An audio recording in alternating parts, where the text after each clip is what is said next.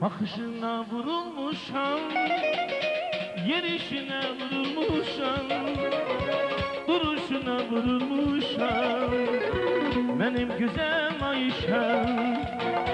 Bakışına vurulmuşam, yerişine vurulmuşam, duruşuna vurulmuşam, benim güzel Ayşem.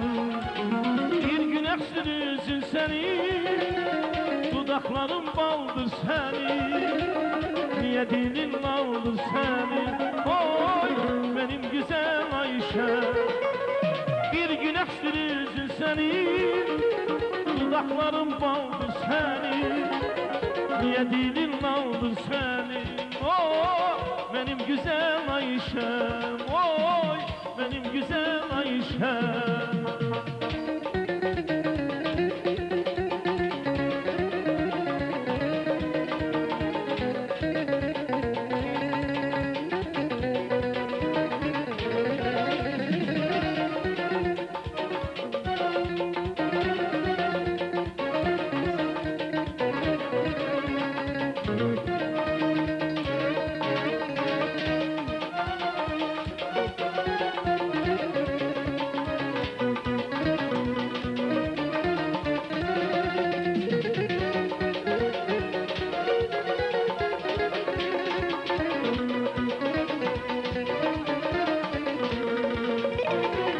Güzeller güzeliysen, ince belli meleğimsen, yüreğime hemmetimsen, benim güzel Günayım.